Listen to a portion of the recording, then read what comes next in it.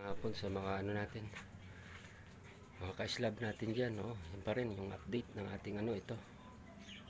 Shoutout pala kay ano, kay Parts Raydan, kay Raydan ng ano, Manila. Yan, dyan sa may ginagawa silang ano dyan, building din. Yung katuwang natin dito sa pagbuhos, si Raydan, si Dan. Yan. Paglinggo dito siya, tulungan niya tayo dito mag ano, maggawa-gawa kahit pa paano.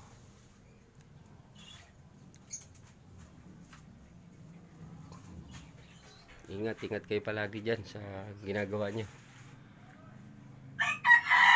Sa linggo ito, pwede na tayo mag ano, pwede na tayo mag kahit pa paano magbuhos. Yan yung ating ano, sidings na fix na natin yan. Ito lang. Yan, ito yung ating update ng ano, update ng ating no more coco lumber, no more nails. Yan yung ating sahig. Yan.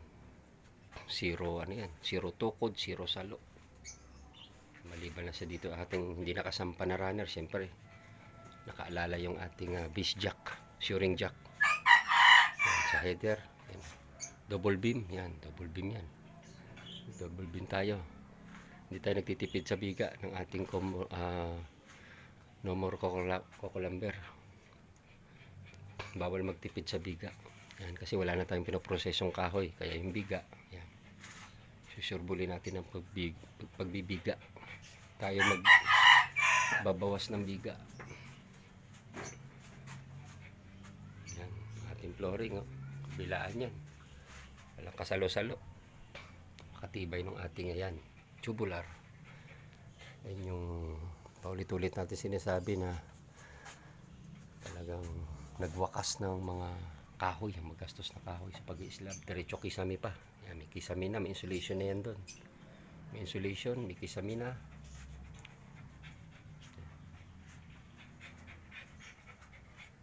Maglalagay lang tayo ng mga ano dyan, sa mga medyo may siwang na maliliit, karton. Babasain mo na bago ilagay yung ating mga karton. Silyado.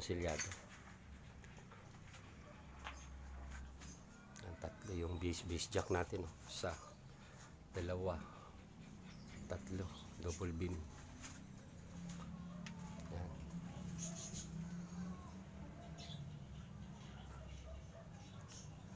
Yan tayo mag-slab.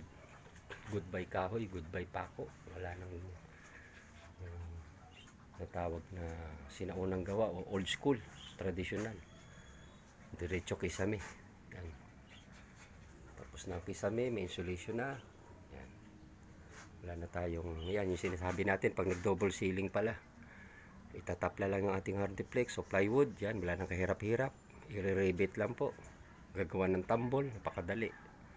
No need na mag hanger, metal frame or wall angle, wala na pong ganun. Yung mga magagandang design, pwede nyo po yan. Yung mga pintura na may mga molder, pintura sabay iaano nyo lang po yun. Yung pang design po, wood design, napakadali. Yan plywood, pag pininturahan sabay imamarker po. Okay lang po ganito. Yan, maganda rin naman siyang talaga namang ceiling. Gusto nyo po double ceiling, yan po, naka-prepare na. Yan nga, prepare na yung ano, pang tibay po ng pagkakabitan, tubular po yan. No need na po mag-hanger, wall angle, wala na po mga ganun. Ang tibay po ng pagkakabitan ng hardiplex o plywood natin.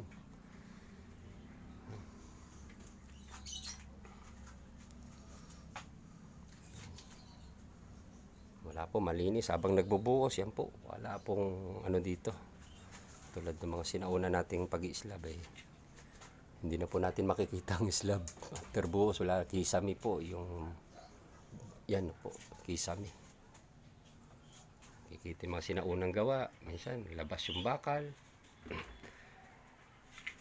After mga 20 years, 25 years, nagbabakbak. Wala na pong gano'n, yan po. Wala na pong slab na makikita. Kisame po yan, no? Habang panahon na po yan, may insulation na po yan.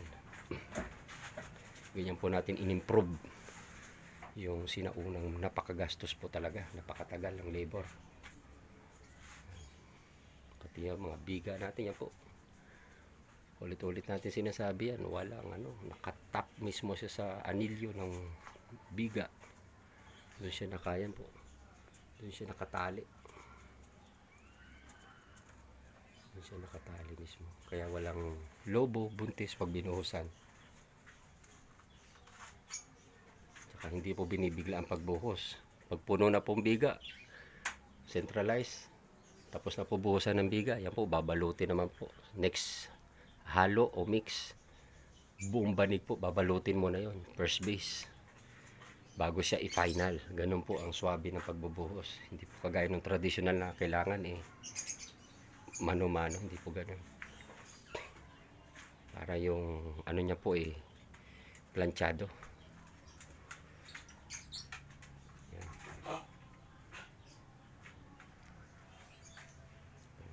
Napakaganda nating structure. Ating shade, yan po yung way natin pababa, exit way.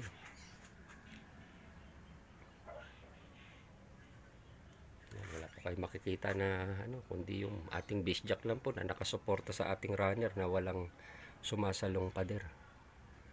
Yan lang yung inyong makikita dyan.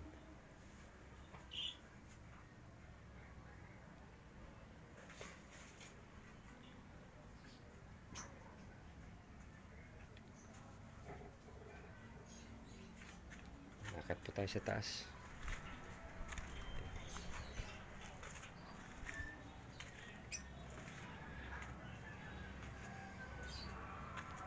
Yung ating yan, ito pa rin, update, yan sunod na araw, ipa-final na po natin itong banig. Yan. Na natin yung na butterfly na natin yung mga runner ng ating biga. Yan, konti na lang ito po. Uubos pa to ng mga mga 10 kilos po na GI wire pagtatali ng banig. 10 kilos.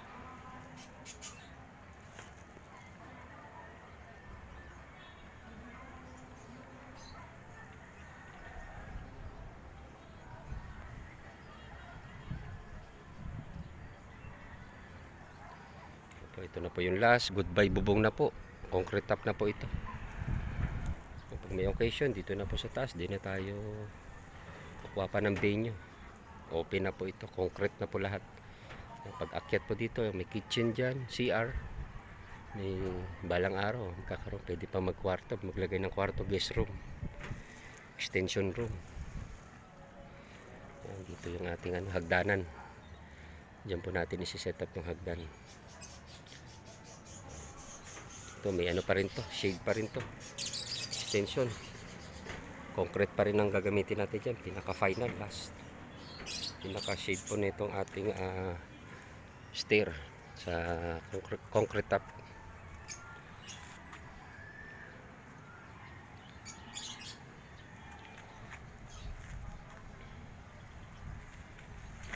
Yan, kanina naglinis na tayo para ready na yung ating pag-mix po dito. Yan, napakaganda po ng pwesto. Napakaganda ng area. Kaya po natin inuna tong binuhusan para po dito mag-mix, para pag ito naman po yan, wala na po tayong problema. Pero kung hindi naman, yan, meron pa rin tayo. Meron pa rin tayong concrete top dito, naka-prepare. Pero no need na kasi ito na po siya.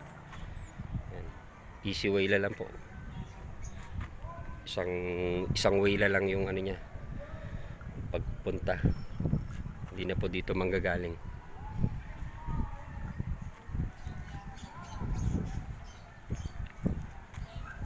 Yan po yung ating double beam. Yan po yung ating double beam. Yan, double beam.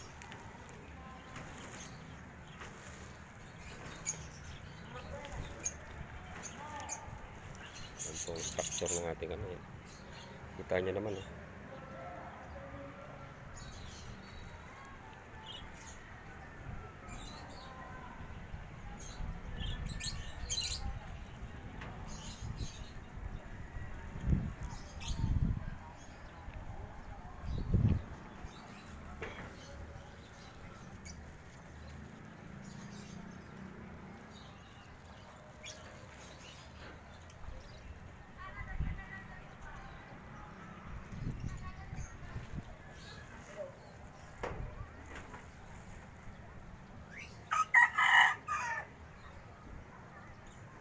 maglinis na po tayo doon. Kililiring na natin yung area na yun, yung mga buhangin po na nakaano. Naayos na natin yan para klaro na siya. Mag-aakit na po tayo ng graba naman. Piprepare na tayo ng graba, semento, susunod na araw. At dito yung ating kaibigan, yung ating tropa pits, si Raydan, ating ano, taos pusong tumutulong sa atin dito kahit pa paano. Every Sunday lang siya available, kaya yun, every Sunday lang dito siya. Tulungan niya tayo dito buhos.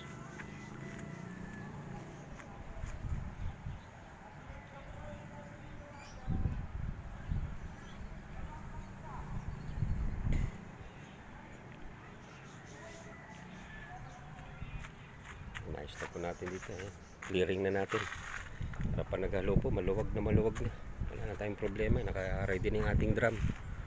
Naglinya tayo ng tubig dun. Yan na lang yung ating aasikasuhin.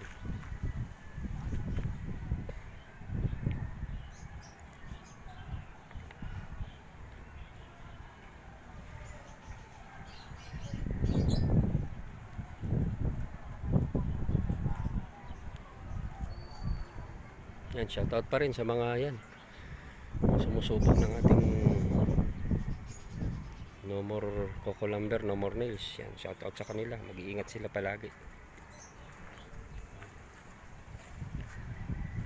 Goodbye kahoy, goodbye pako. Yan, wala nang traditional na gawa.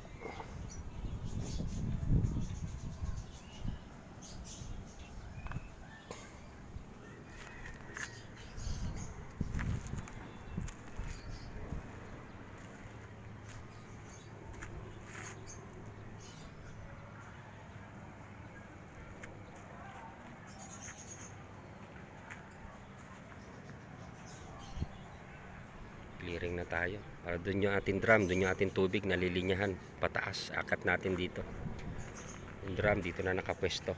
Yan, dito lang para tali lang, easy lang.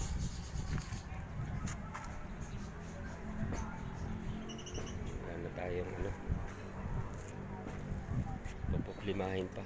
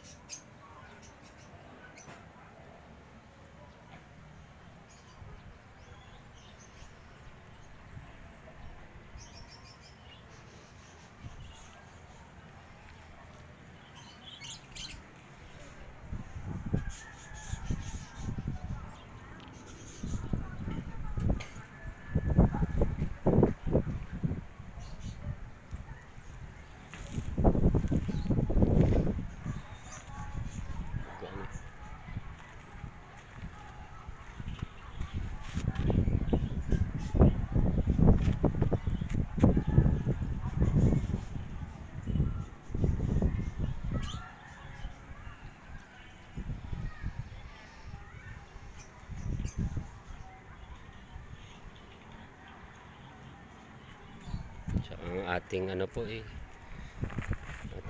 no more coco lumber, no more nails, wala pong yanig. Compare po dun sa traditional, mayanig po yun. Ito po, solid. Yun po ang pinagkaiba. Solid po, yan po yung una natin, no? Ito yung kauna-unahan nating, dito natin na-discover yung ating, sinubukan talaga natin.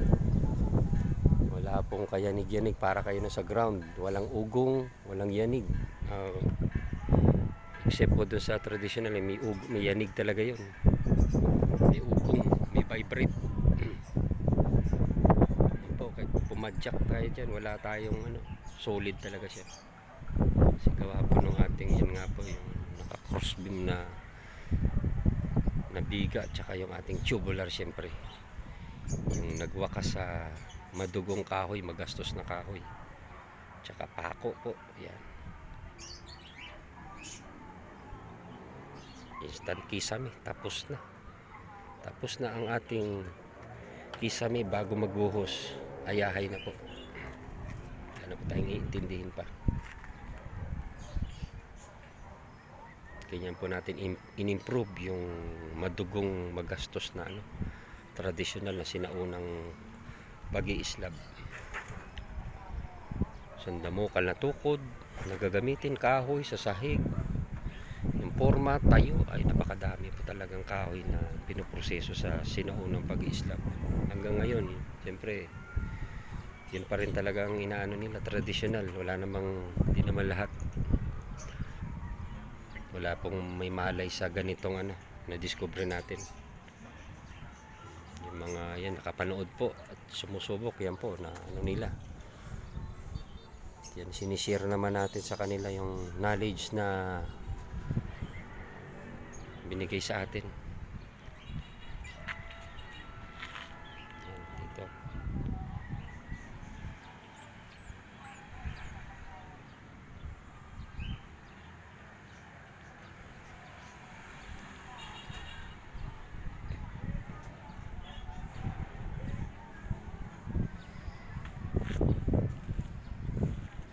Sa linggo, tabayaan na natin yung ating kaibigan si Raydan. Yan, makakatuwang natin dito pagbuhos.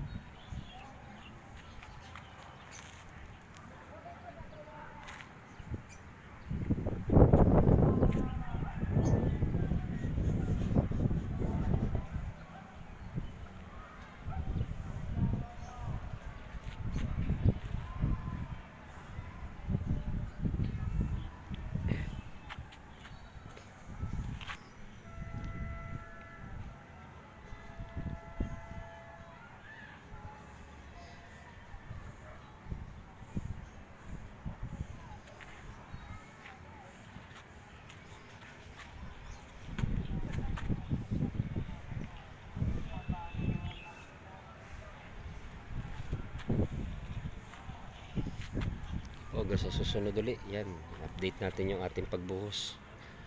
Yan, salamat po sa mga nag-share. Yan, paki-share po. Yan, para po yan, masubukan din ng kababayan natin. Yung plano po magpa-islab, gusto na nila, yan po, para hindi na sila magastusan. Yan po. Diretso kisame na, tapos na po. Wala na po kung ano pang mga gagastusin pa. Mas mabilis po gawin, mas matibay siya ng 10 beses mahigit kumpara doon sa sinaunang pag-iislab po. Ganyan po yan pong standard ng ating Coco Lumber. Wag pong katulad na sinauna na layo-layo po 20-20 o 15-15. Yan po, halos lang po yan, 10 cm lang po, 10 cm, palo ng 13 cm to 14, 13 lang po, 10 cm, okay pa rin, maigting po yun. Nilalapagan po niya, napakatibay na tubular po. Yan po palagi tayo titingin, paulit-ulit natin sinasabi yun. Diyan po siya nakahiga sa matinding tubular natin na nakasakay po sa nakatuhog po sa crossbeam sa mga biga. Kaya po zero kahoy, wala pong katukod-tukod dyan. Flooring natin po, ang maliban lang po sa ating runner, yun lang po yung nakita nyo. Wala pong sinasampahang pader, yan po, yun lang po ang may suporta na shoring jack or base jack.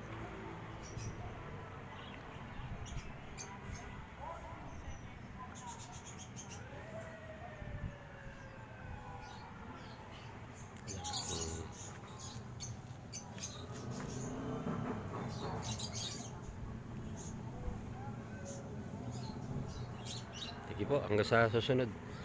Update natin. Salamat. Okay na po. Salamat.